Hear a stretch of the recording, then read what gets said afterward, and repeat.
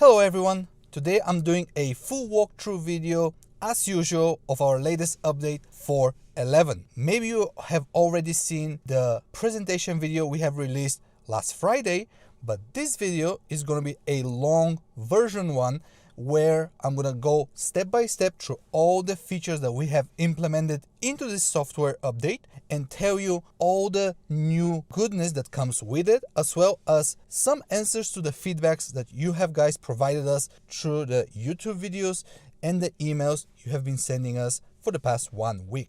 Let's begin with one of the highlights of this update, and this is the automatic muting of the intelligent speed assistance. As you know, in Europe, we have this little boy right here, which beeps every single time you exceed the speed limit by about 3 or 4 kilometers an hour. And just a side note, I want to say that we do not condone you speeding. We actually done this smart action that I'm going to show you just in a second for one main reason, and that's because there are roads which are not marked properly or your car has not detected the proper sign. And you want to drive with the traffic, however, the car is telling you that you're speeding. So this is why we have implemented this feature, not so you can use it to go faster than you should. Where you can find this automation, go inside the commander, then there's all these blue dots which are actually showing you what's new in this update. And the first one you see is the mute speed sound, which means that every time this toggle is on, your little speed sign right here is going to be automatically muted, so you don't have to press it every single drive. Now, only people who have the ISA system or the intelligent speed assistance in their car are going to be able to see this smart action. So if you're from North America or your car was built in 2023, you are not going to be able to see this automation here because your car doesn't have this problem. But for the rest, it's very simple. You just activate it through the toggle and then you can add an offset. I'm pretty sure most people probably going to drive it without adding any offset to it. However, I personally prefer to have a little offset, and I usually set it at 10 kilometers an hour over the speed limit. So you can experiment, you can add even more if you want, or just disable it and never get any beeping anymore. I think this feature works really great, especially after I heard it in your comments, but there are a few people with Model Ys who said that they do not see this option. And this is our fault. We actually didn't know that Model Ys built in May and June in 2024 had this integrated into their cars, but now we know. So we're gonna expand on our code, and this week we're gonna release a software update where it's gonna allow you to mute this stupid sound. Let's stay on the topic of the commander. We have another thing that we have added, and this is the kickdown. Kickdown is for those who prefer to drive in chill mode, just like me. In the city, I usually prefer driving in chill mode, but there are some scenarios where a car in front of me is driving way too slow and I want to overtake it a little bit quicker. And since Teslas are extremely powerful, the only thing I want to do is quickly switch from chill to sport. In general, if you use the screen, you need to go here, then go to dynamics, and then add standard or sport mode, wherever your car has. But we have done it so you can switch between chill and sport only by pressing on the accelerator. Now, we didn't make an option though how you can go back from sport to chill. So the only way you had to do it before is to press the brake pedal, which was inconvenient. And some of you said, can you add a timer or something similar where I can go back into chill mode without pressing on the brake pedal? And that's why we have added it, so you can select an option where when you lift your foot off the accelerator, the car is going to go back into chill mode. So for instance, let's imagine I'm driving in chill, and by the way, I'm going to be putting different shots which I'm going to record after I record this video. It's like an overlay where you can see it better, but just imagine it with me for a second. So I'm driving with chill mode, but I set it so when I press on the accelerator to a 90%, so let's say almost completely down, the car is going to switch into sport. But then I said when I lift my foot off the accelerator and leave it only up to 30% pressed, the car is going to go back into chill mode, so I can continue driving without the rapid acceleration. I think this addition is great, and I think you should definitely try it because it's an amazing feature to have. Now, another automation we have added is the ambient light effects. So this is only for the people who have Model 3 Highland. So a lot of you have emailed us asking, I have installed myself some LEDs from a third-party company. Is this feature going to work for me? No. So we are controlling the signals of the car, not the signals of your third-party accessory. So we cannot do anything about it, but we can control the LED strip of your Highland model. What can you do here? One of my favorites is to use the LED strip as a blind spot warning. So basically, when I'm driving, I'm going to indicate to the left with my turn signal. The LED is going to start blinking. And if there's a car right next to me, the LED is going to switch in red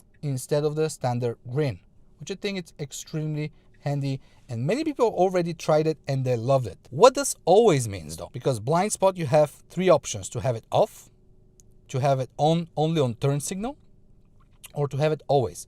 Always means that when I'm driving without even using a turn signal and there's a car right next to me, the LED strip is gonna flash in yellow, not in red, but in yellow.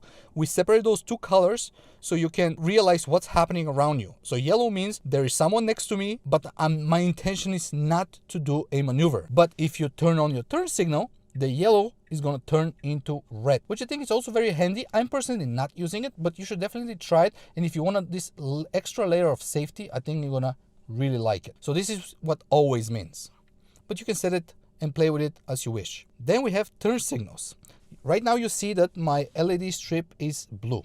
Typically use the turn signal on Tesla, it's going to stay blue and nothing's going to happen. But I can choose to have them flash green when I'm turning left or right. So for instance, here I'm going left, and if I do the right, it's going to flash the same. Some of you have said, can you make it so when I go left, only the left LED strip flashes, and when I go right, the right one does? Now, it's a smart idea. We obviously thought of it. However, there is no option to do this. Unfortunately, the LED strip in the Tesla is one whole unit, and it doesn't allow you to split it in between. Eventually, if they release some software update that this makes it happen, because we actually never opened the LED, we have no idea how it's set up. But if there is an option, it's going to come from them, and if they add it, we're going to add it. But there is a second option also, which is for hazards. This means that if I select this option, if I turn on my turn signal, nothing's going to happen. But if I go up here and turn on my hazard lights, they're going to flash yellow. Now, I think this is extremely actually handy feature, because a lot of you, when you stop on the road, and maybe if you want this extra layer of protection, you can open the driver door or the passenger door just a little bit, and people who driving behind you, they're gonna see this flashing from further back. So this is just another thing you can do, just so you can feel safer on the road when you get going in or out of your car when there's other drivers around you. But yeah, play around with it, check it out, and let us know what you think. There's also the autopilot indication option. When you're off, nothing's gonna happen. But let's say I'm gonna go right now into the settings of the lights of the car, and I'm gonna select that my standard color is pink. When I put this option on, every time when I activate my autopilot, the light strip is gonna go blue. Now, if that's too much for you, only choose the setting for nag. Nag is a warning that appears on your screen telling you that you need to grab the steering wheel, otherwise it's gonna kick you out and give you a penalty for not paying attention while driving on autopilot. When this is selected, your strip is gonna flash in blue just as your screen does when the warning appears. I wanna open a big note here. Many people tried this already and they loved it. However, people said when it's nighttime, the strip flashes way too bright. Our intention was to make it bright so you can actually see it better, and we can guarantee you that you're paying attention. But we totally understand that there are some scenarios where it's too dark outside, and having such a bright light can be a little bit intimidating. Soon, with one of our next updates, we're gonna give you full control of this action and every other action you see in the screen. You're gonna first be able to choose which color you want for the action to reflect on the LED, and also you're gonna be able to choose the intensity. So for instance, right now you can set it so when you activate this toggle right here, it's gonna switch different colors of the strip when you're switching from chill to sport. And some of you said, why cannot I customize it the way I want to do it? And yes, guys, we want to do it. It just, it requires a lot of interface improvements. So we are working on it. In one of the next updates, you're going to be able to make it pink or orange, wherever you like it, and choose the intensity. Another thing that we also added is the rainbow mode for the strip. So let me show you what this means. When I open the door, and look what's happening right now. The strip is flashing from all the palettes from the settings, gradually changing from one to another and imitating like a rainbow mode. Just the same as on the autopilot.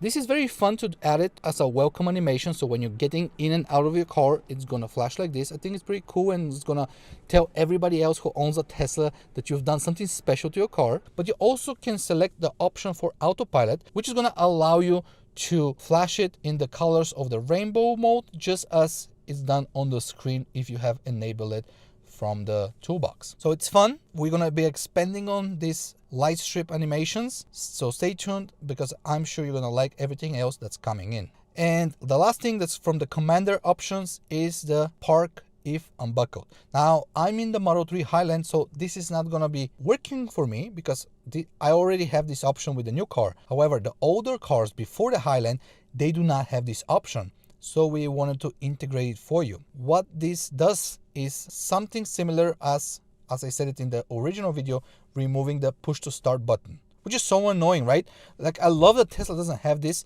So why when I unbuckle my seatbelt, I need to press park on the stock, or I need to first exit the car and then the car is gonna go into park? No, I think it's much smarter. So if I take off my seatbelt, even though if I'm not leaving, the car should shift back into park. So the two best things about this is that sometimes I just want to sit in the car, wait for somebody. I don't want to be sitting and pressing on the stock every single time when I have to do it. And the second thing is that when I'm exiting the car, I'm going to have a little bit extra layer of protection, knowing that I'm not going to accidentally press on the accelerator while I'm getting out of the car. This is like a nerdy feature that I think people who like automations are going to enjoy it for sure. Now, the next thing we have added is the Autopilot Max, which allows your car to reach the highest number of kilometers you can go with, which your car has detected previously. Let me give you a little better example.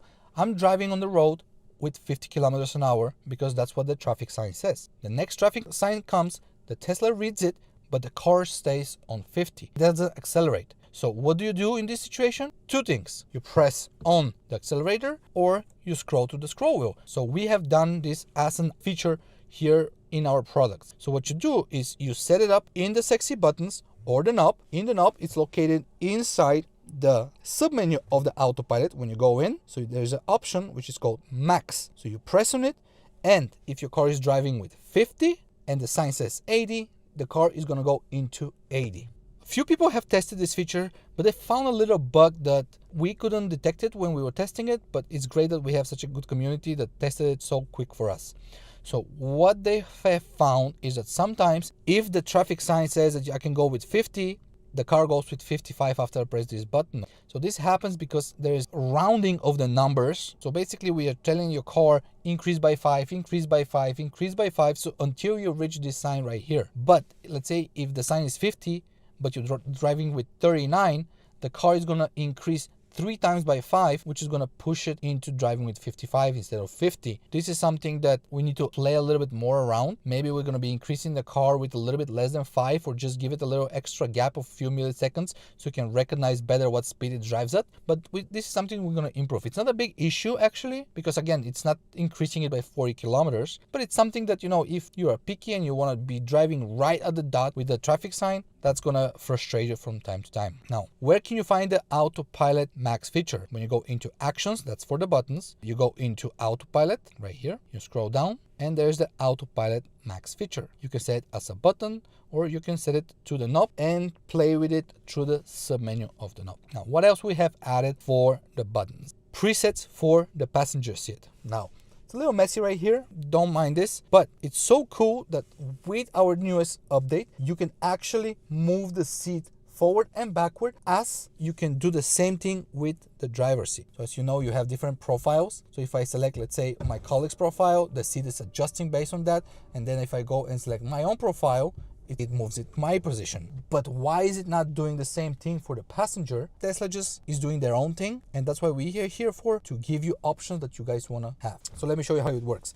So right now I have set it, this button right here, to be a profile button for my right passenger. So when I press on this button, I'm going inside the 4 different presets that I have previously pre-assigned, and I'm going to show you in a second how to do that. Let's say when I go here and I press on number 3, it goes into another one. So number 3 for me is a easy entry mode for my passenger, but number 2 for me is an option to push the seat further forward, where I know that my co-pilot usually likes to sit.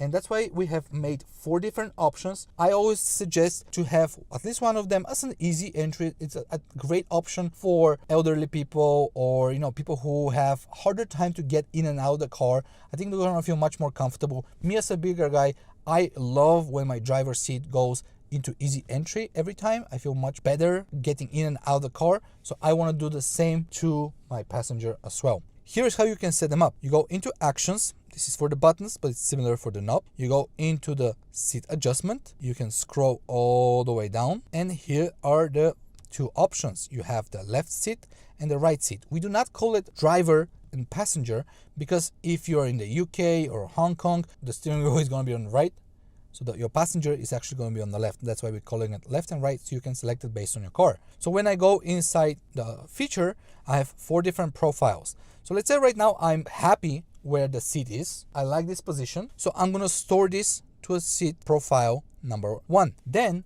I'm going to go around. I'm going to move the seat backward. And if I like the positioning of the seat where it is, I can go into 2. And I can store that. So that's my second profile. And you can do 4 of those. You can have single press of a button to be profile 1, double press of a button as a profile 2, or wherever you want it. It's so convenient. You can even set it as your tiles right here on the sexy dashboard and use them right from here. I think it's extremely convenient. People who are Uber drivers or anything in this field are gonna really love this feature, because your passengers are gonna appreciate it much more. Another feature we have added is controlling of the suspension. Now don't get confused. This is not for the Highland model. This is for the S and X models. Now where can you find it? You go into actions. You scroll down into suspension, and there it is.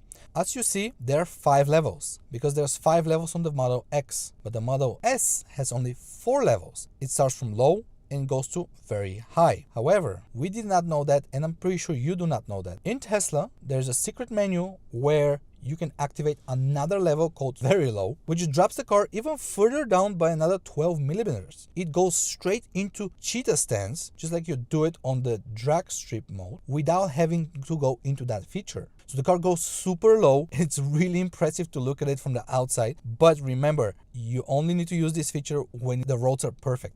So right now where we are in our country, I would not use that feature. I'm probably going to break the car in the next 10 minutes. I'm going to be driving it. But if you're living in a country with great roads, maybe the Netherlands or France or I don't know where, you're probably going to be enjoying this feature. By the way, let me know down in the comments which country you're from, and are you happy with the quality of the roads, and would you use this feature or not if you have this option to do it. One of our users actually found the perfect meaning of this feature. It's not so you can show off how low your car is or anything like this. It actually brings your car so low so your efficiency goes high. So your car is going to be spending way less energy. It's going to be even way more drag coefficient, and it's going to save you extra juice on your drives. He tested it, I think, a couple of times already since we released it, and he said he never seen such a low numbers of consumption when using this feature. So test it out and let me know if it's going to be working for you or not. And what else have we added to this update? There are some great improvements that we have added. One of them, by the way, is confusing you, and this is the automation